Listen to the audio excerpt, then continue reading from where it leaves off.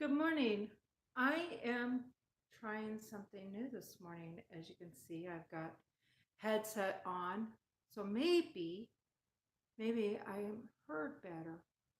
Um, Title today is Let's Have Some Fun with Controversy.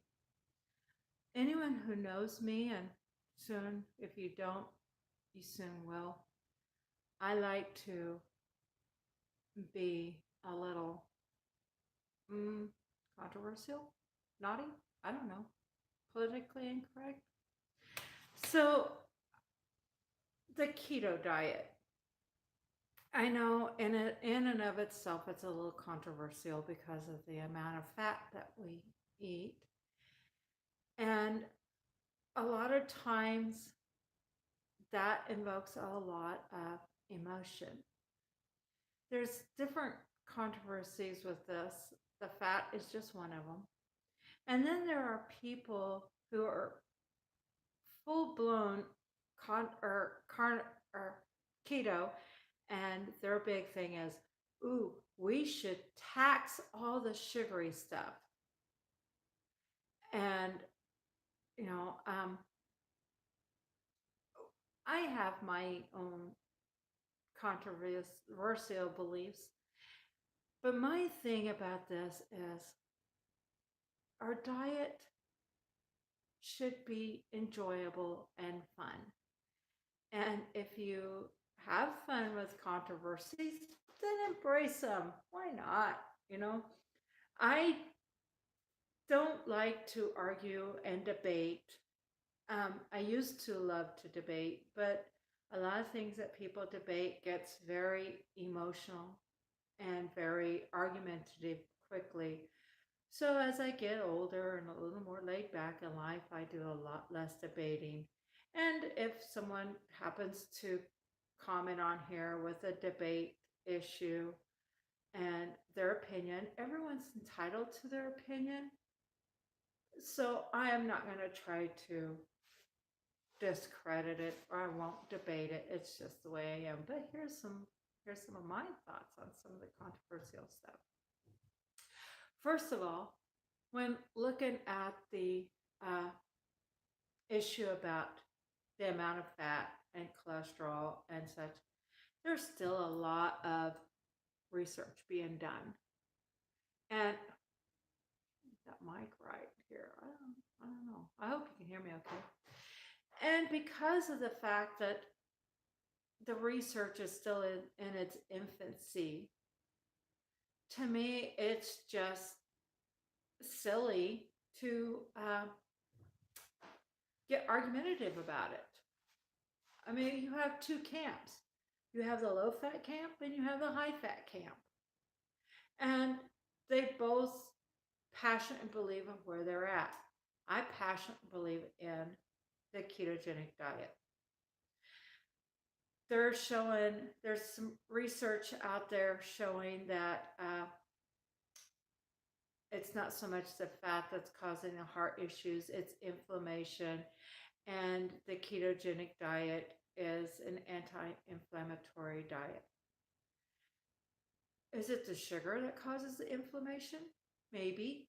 Or is it the omega 6 fatty acids, which is found in your soybean and corn oils and all these industrial seed oils that are now sold as food that was never really invented to be food. Um, Research is still out on that. They're having their study in it. And there's places to find those studies if you're really truly interested in learning. Then you can go to PubMed. Is it .org or .com? I don't know. Dr. Kinberry references that a lot. There's also books. If you really want to be informed, there's ways. I mean, in this day and age, you can get your information at your fingertips. You don't even have to be at home to get it. Just Google it on your phone. You can find it. So, you know, are you interested in learning or do you just want to argue? That's, that's the stuff I really don't get into anymore so much anymore. Another controversial thing is taxes. Here's my opinion about that. No new taxes. Read my lips. Um, and like I said, I don't want to debate, but this is my opinion, and everyone's entitled to it. I don't think that adding extra taxes to sugary foods and drinks benefits anybody except for the people reaping the benefits of the taxes, our government. I think that just like when they put the sin tax on cigarettes, it didn't reduce the amount of smoking. It really didn't. Um, a lot of the marketing education did. The restrictions on marketing cigarettes, I think, made a difference. And just overall, good studies and education. People are not all suicidal. We really do want to survive. And if given the good information and good education and access to it, people really will make the right choices. I really believe. If not, then that's Darwin at its best. The people that make the studies and do the research and figure out what's best for them, they get healthier. Those who don't die. I don't think we need to raise taxes on anything. This soft drink tax, I think, is criminal, in my opinion, and that's a strong word. But really, when you think about it, it's geared towards controlling the masses. It's not geared towards anything else. That's my opinion. Take it for what it's worth. You know what they say about opinions. Anyway, so that's a little step into the controversial thing. Another controversial thing about it is this a fad diet? Is this a trend diet? But again, education, studying, for over 100 years, they've been using this to help children with epilepsy control their seizures. I don't know about anything else, but most trends don't last over 100 years. Even longer ago than that, I'm thinking it was like 1863. They showed a dietary guidelines in the 1860s. And that's over 200 years ago, for diabetes. And when you read the guidelines, it is a ketogenic diet to help with the guidelines. Okay, it wasn't called that because, the understanding of ketones is fairly new. Dr. Atkins referred to ketones in his book, but what it's been doing and what it's been called, so is it a trend diet? Even though it's been recommended for over 200 years? Now, up until the 1970s, when the food pyramid come out and everything. Now, remember, keep one thing in mind.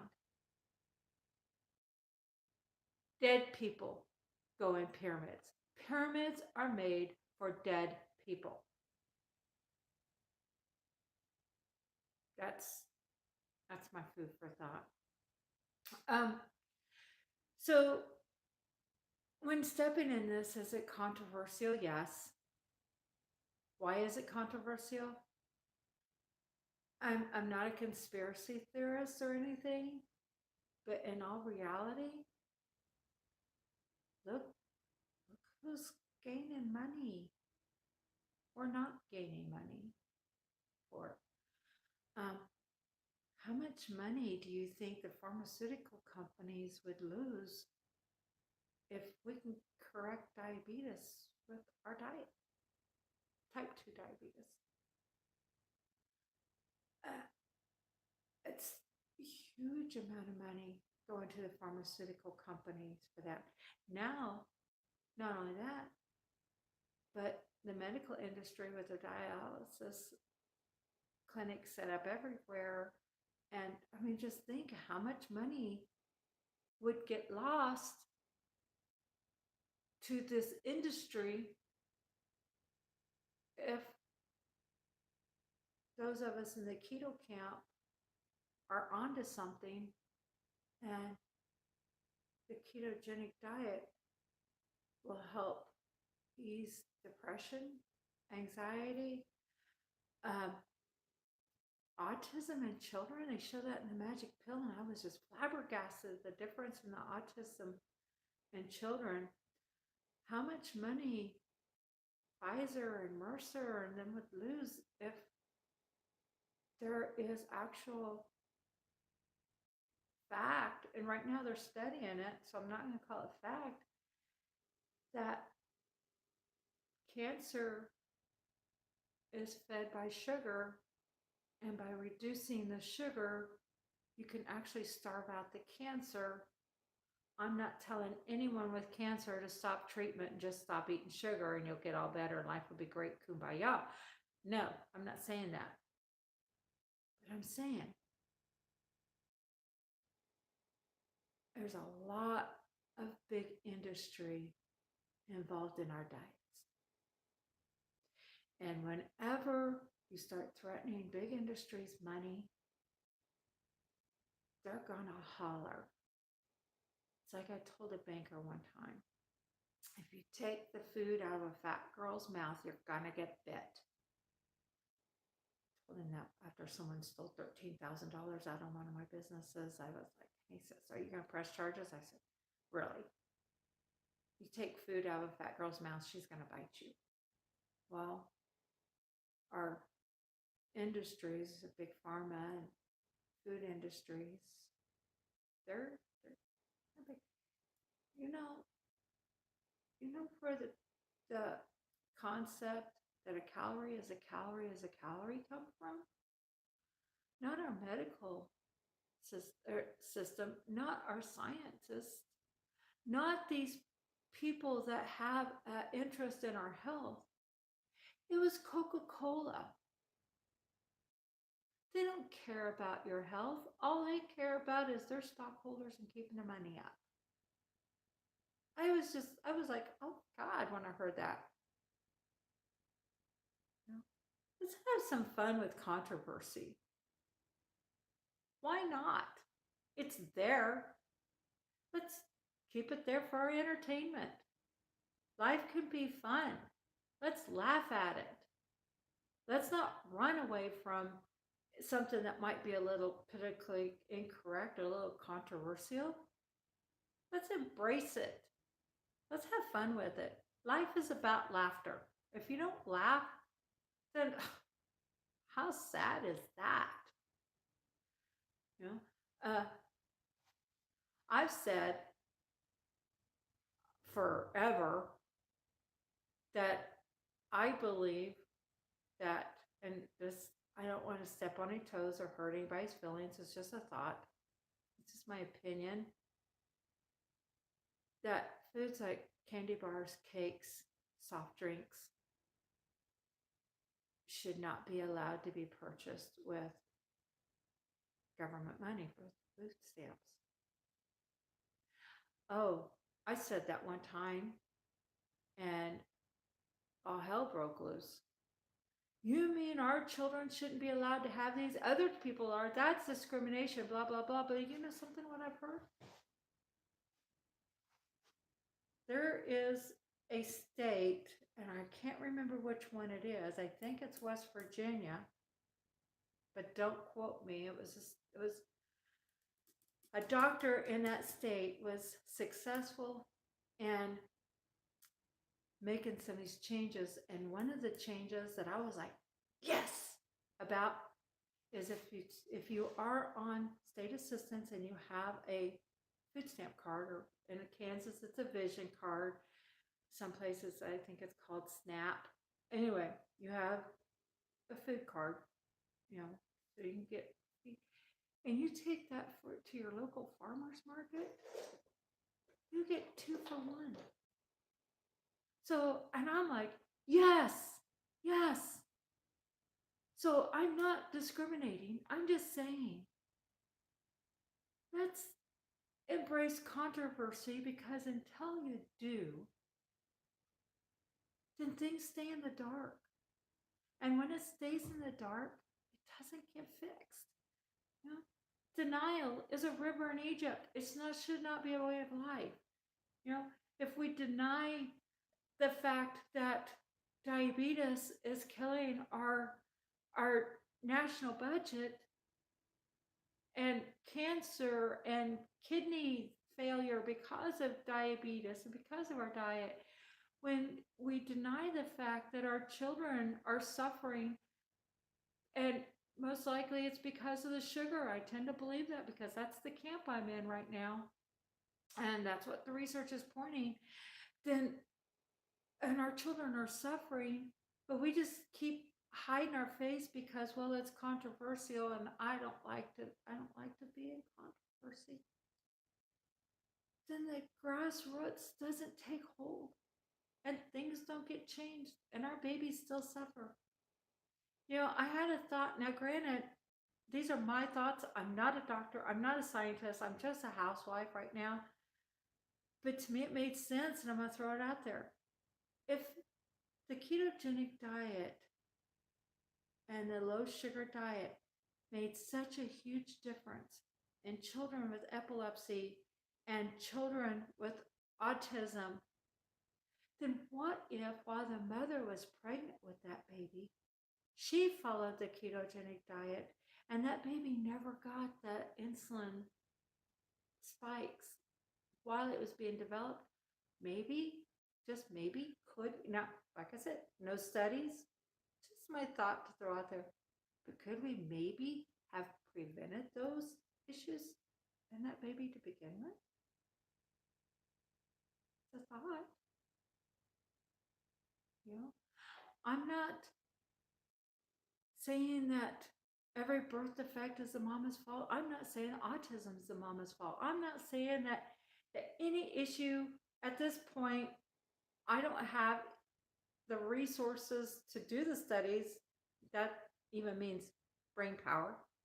I'm not genius, as you had probably figured out in some of my videos. I'm just an average, simple little Kansas girl spouting off my thoughts and opinions. And maybe they're shared, maybe they're not. I don't know. Doesn't matter. What does matter is this way of eating has not only saved my life, literally,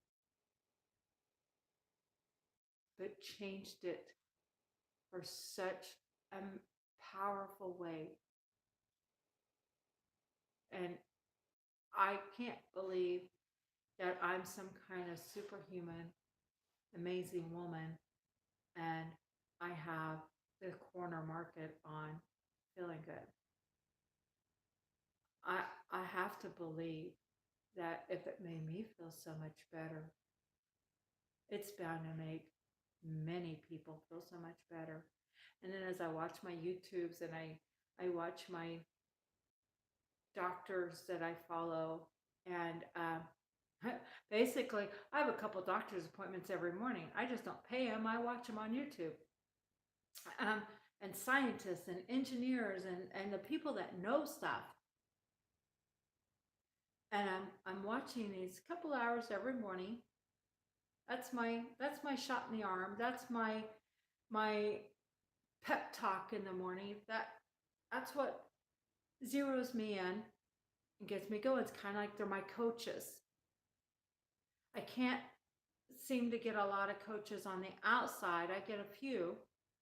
You know, I get people that support me just because they love me, even if they don't agree with this. But you know, I get the encouragement in the form of, wow, you've lost weight. you're looking good. But then when I tell them what I'm doing, they're like, oh, that's dangerous. No, it's not. Really, it's not.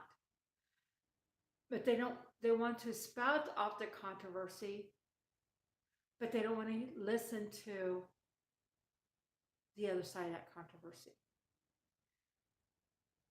So, in the having fun with controversy, this is my challenge. Open the mind. Not only hang on to your views and have fun with it, but open your mind to other views and find out what works for you.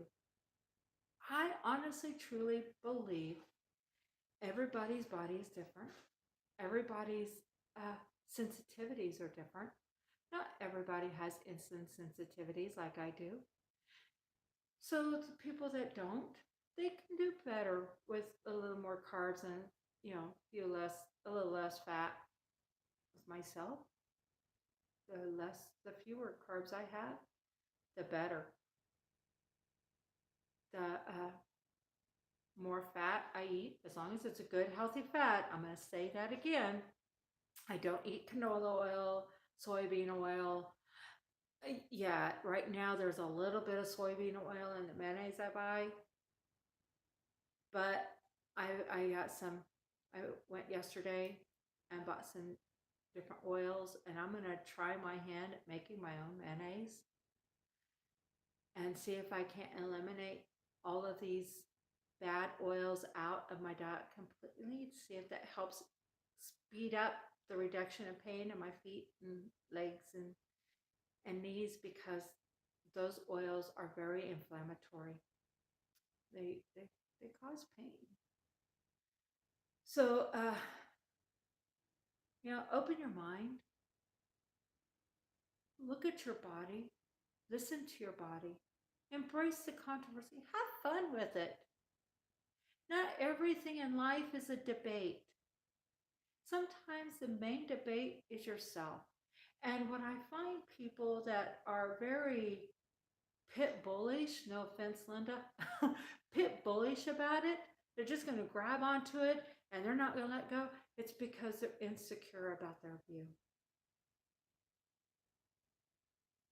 And so they're afraid to hear another side. But once you get a little more secure about your view, it's not scary to listen to the other side.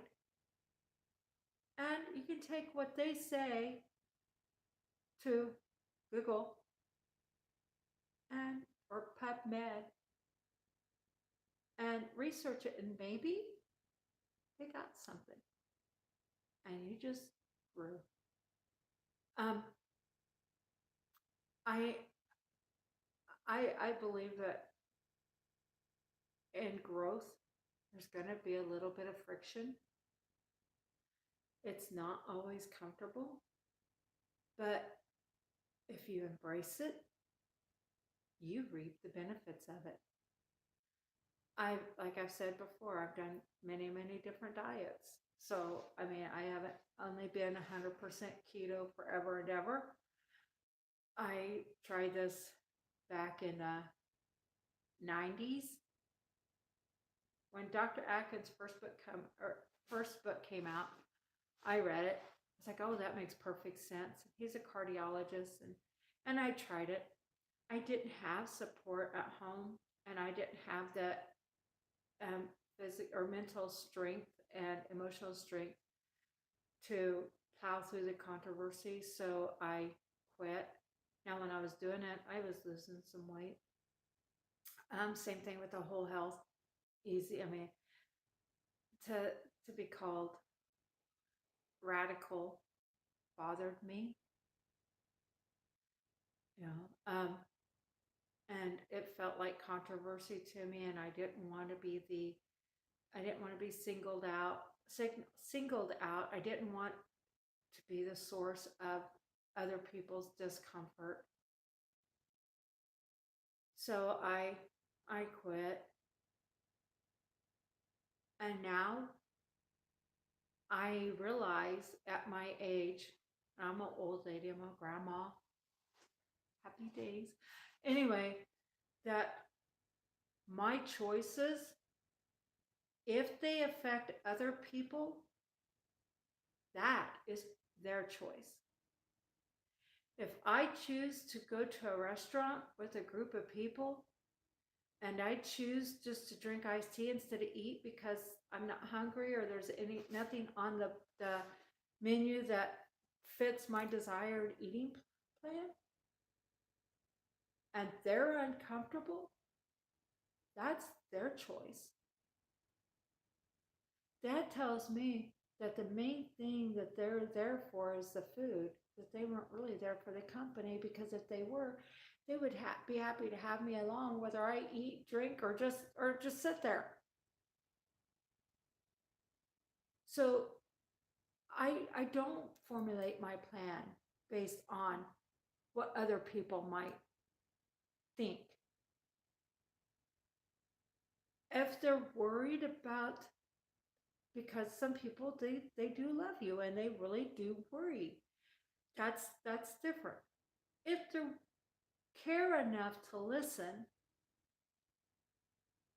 then you can educate them on the stuff that you've learned if you choose to learn it. If you're just on a bandwagon because this is the thing of the day, the catchphrase of the day, you're not going to stick with it. So you might as well just quit.